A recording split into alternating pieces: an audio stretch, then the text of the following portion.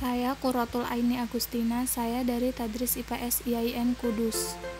Nah, di sini saya akan menjelaskan tentang virus corona berkaitan dengan patologi sosial.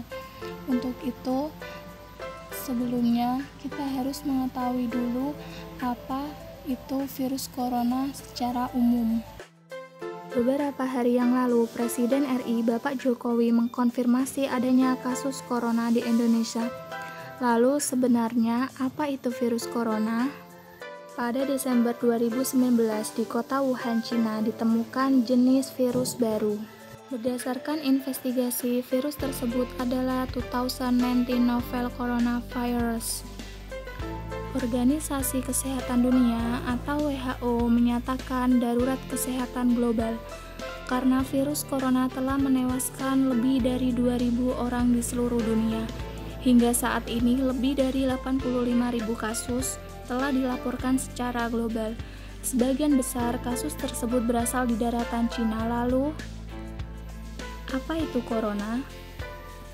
Nama corona virus berasal dari bahasa Latin corona, yang berarti mahkota atau halo. Di bawah mikroskop elektron, gambar virus tampak seperti lingkaran sinar yang mengelilingi matahari. Menurut WHO, coronavirus adalah keluarga besar virus yang menyebabkan mulai dari penyakit flu biasa hingga penyakit yang lebih parah, seperti Middle Respiratory Syndrome atau sindrom pernafasan Timur Tengah, disebut MERS-CoV yang terjadi di Arab Saudi pada tahun 2012, dan juga sindrom pernafasan akut disebut SARS-CoV yang terjadi di Cina pada tahun 2003. Lalu, jenis virus corona yang baru ditemukan menyebabkan penyakit COVID-19 atau Coronavirus Disease 19 atau virus corona tergolong zoonotik, artinya dapat menular dari hewan vertebrata ke manusia, ataupun sebaliknya. SARS misalnya, ditransmisikan dari luwak ke manusia, sementara MERS ditransmisikan dari unta ke manusia. Menurut berbagai informasi, beberapa jenis virus corona terdapat di beberapa hewan yang saat ini belum menginfeksi manusia. COVID-19 adalah sebuah penyakit infeksi yang disebabkan oleh virus jenis baru yang sebelumnya tidak diidentifikasi pada manusia. Virus dan penyakit baru ini tidak diketahui sebelumnya. Akhirnya mewabah di Wuhan, Cina pada Desember 2019. Bagaimana gejala COVID-19? Dapat muncul dalam waktu 1 hingga 14 hari setelah terpapar virus.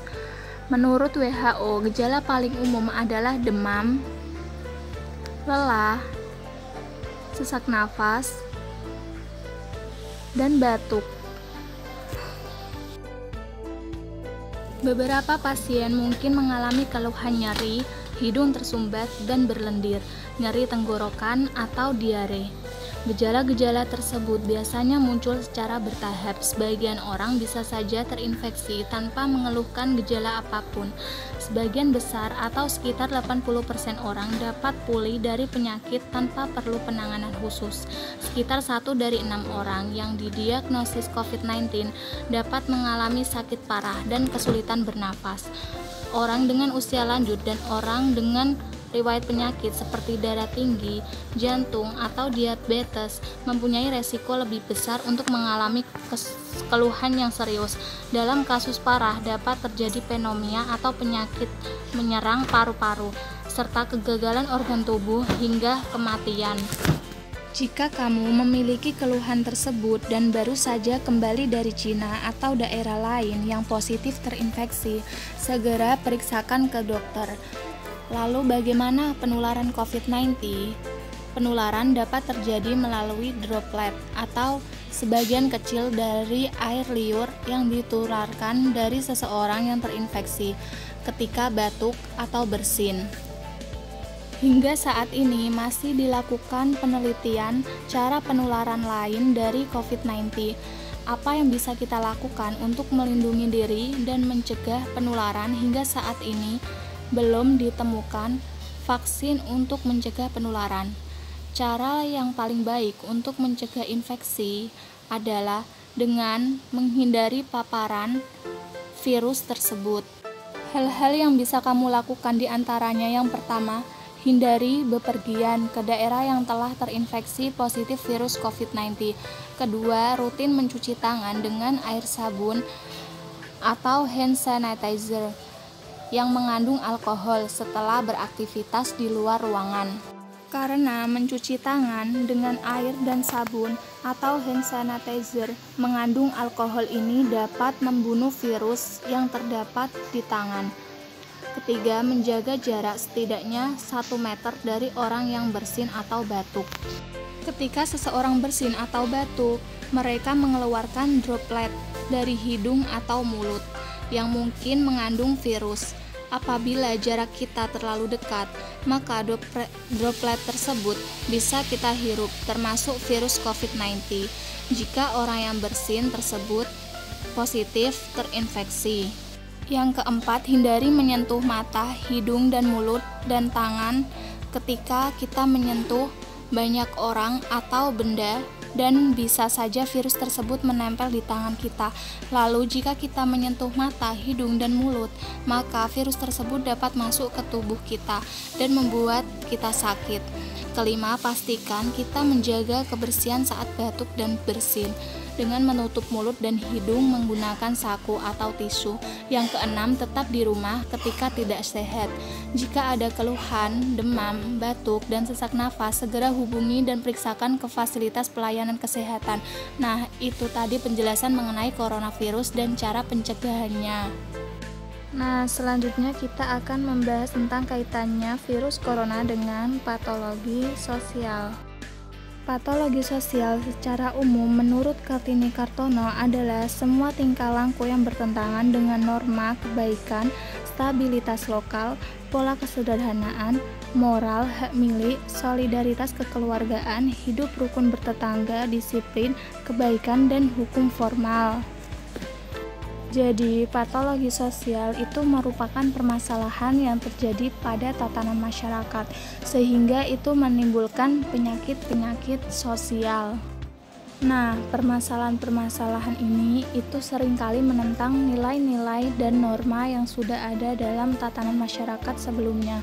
Nah, virus corona itu bisa dikatakan sebagai patologi sosial karena virus corona sudah sangat jelas mengubah nilai dan norma dalam masyarakat sebelumnya, baik dari nilai-nilai sosial, budaya, maupun ekonomi. Di Indonesia sendiri, dampak dari virus corona itu menjadikan kekhawatiran bagi masyarakat karena masyarakat berpikir virus corona itu menyebabkan terjadinya krisis moneter dan itu berimbas terhadap melemahnya nilai rupiah dan berujungnya PHK. Semakin banyaknya orang yang di PHK itu akan menimbulkan beberapa permasalahan baru seperti banyaknya pengangguran serta tidak terpenuhinya kebutuhan ekonomi, dan itu mengakibatkan dalam bidang ekonomi itu menimbulkan beberapa adanya penyakit-penyakit sosial, salah satunya pencurian. Banyaknya orang yang di PHK terjadi itu memungkinkan seseorang akan melakukan tindakan kriminalitas. Nah, penjelasan tadi adalah kaitannya virus corona dengan patologi sosial. Pendapat saya tentang cara pemerintah dalam pemberlakuan PSBB atau karantina wilayah menurut saya sudah cukup efektif. Akan tetapi pas menjelang Ramadan, nge-mall sehari itu merusak karantina selama 3 bulan. Kira-kira 1,5 bulan yang lalu itu ramai pernyataan orang seperti ini di media sosial. Sholat Jumat gak boleh, sholat raweh dilarang, masjid ditutup, akan tetapi pasar tetap boleh dibuka. Situ waras. Pengen bales yang nanya begitu, waras atau enggak? Orang kalau enggak ke pasar ya enggak bisa beli makanan. Bisa jadi karena enggak ada tukang sayur yang lewat, enggak bisa belanja sayur online sehingga terpaksa ke pasar. Tapi kalau ke masjid kan sudah ada fatwa dari MUI bahwa diperbolehkan tidak sholat Jumat dan dihimbau untuk tidak berkegiatan di masjid dengan banyak orang. Jadi berkumpul di masjid masih bisa dihindari, sehingga tidak relevan membandingkan kegiatan di pasar dan berjamaah di masjid. Tapi apa yang terjadi setelah 3 hari ini sungguh di luar nalar manusia. Setelah menahan diri tidak keluar rumah selama 3 bulan, bahkan tidak sholat tarawih berjamaah dan tidak iktikaf di masjid, tapi kok malah berdesakan di mal, mencari baju lebaran, dan berdesakan di bandara untuk mudik. Sia-sia sudah work from home selama 3 bulan ini. Kalau memang tidak takut dan berniat menantang supaya terinfeksi corona, setidaknya pilihlah alasan yang bermartabat. Jadi kalaupun harus meninggal, penyebabnya karena tertular corona saat sholat tarawih di masjid, bukan tertular saat rebutan baju lebaran. Menurut saya, kita itu nggak akan mati jika berlebaran tanpa baju baru. Kita juga nggak mati kalau berlebaran dengan keluarga melalui video call. Tahun ini aja, masa kita nggak bisa menahan diri untuk tahun ini aja? Nggak belanja baru, nggak belanja baju baru, dan nggak mudik. Orang-orang yang bisa berdesakan di mall untuk beli baju lebaran, juga orang yang berdesakan di bandara itu pastinya orang yang mampu secara finansial, bukan orang yang kalau nggak keluar rumah bisa mati. Contohnya tukang sayur keliling atau abang ojek, yang kalau nggak dagang atau nggak ngojek, yang nggak ada pendapatan dan nggak bisa makan. Jadi keluar rumah bagi orang-orang di mall dan di bandara itu bukan sesuatu yang argen, maka seharusnya orang-orang tersebut bisa menahan diri untuk tetap di rumah. Jadi seperti itu penjelasan pendapat saya tentang cara pemerintah dalam pemberlakuan PSBB atau karantina wilayah. Nah, sekarang saya akan menjelaskan tentang perdebatan istilah pelarangan mudik dengan istilah pulang kampung. Banyak dari masyarakat yang ribut membahas soal persamaan dan perbedaan mudik dan pulang kampung. Banyak dari mereka yang menyuruh orang lain tidak sepaham untuk pindah negara. Pengertian mudik sama pulang kampung itu beda. Istilah mudik dilakukan menjelang lebaran. Sifatnya massal, setelah lebaran balik lagi ke kota. Sekarang ada ancaman denda 100 juta. Tujuan ke mudik. Kalau pulang kampung, biasanya dilakukan kapan saja, dengan inisiatif sendiri, dan biasanya nggak balik lagi, dan tidak ada denda, tujuannya ke kampung. Perdebatan dengan istilah pelarangan mudik dengan istilah pulang kampung dalam masa pandemi corona ini, apakah ada perbedaan yang mendasar dari keduanya? Menurut saya, persoalannya bukan dilakukan menjelang lebaran atau tidak, bukan soal dilakukan secara individu atau massal, bukan soal inisiatif sendiri atau dilakukan oleh orang lain juga, bukan pula soal nanti balik lagi ke kota atau tidak. Bukankah esensi dari keduanya itu sama-sama tidak boleh dilakukan dalam rangka mencegah atau memutus mata rantai penyebaran virus corona? Kalau itu yang menjadi goalsnya, baik judulnya mudik ataupun pulang kampung, artinya sama-sama beresiko untuk menyebarkan virus, bukan? Dikarenakan keduanya sama-sama terjadi pergerakan fisik dari satu tempat ke tempat yang lain, hanya beda istilah saja. Kenapa sekarang orang ramai membahas persamaan dan perbedaan antara mudik dan pulang kampung? Karena sekarang lagi musim corona dan keduanya ada kaitan dengan resiko penyebaran virus. Kalau nggak lagi musim wabah gini mah mau bilang mudik, mau bilang pulang kampung nggak masalah, suka-suka aja.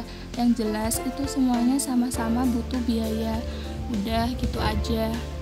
Saya fokuskan pada soal perdebatan ini pada masa pandemi sekarang ini, bukan pada pernyataan presiden semalam, karena saya paham maksud presiden adalah orang yang ramai-ramai pulang kampung saat awal-awal adanya isu virus corona, bukan mudik menjelang lebaran. Sekian dari saya.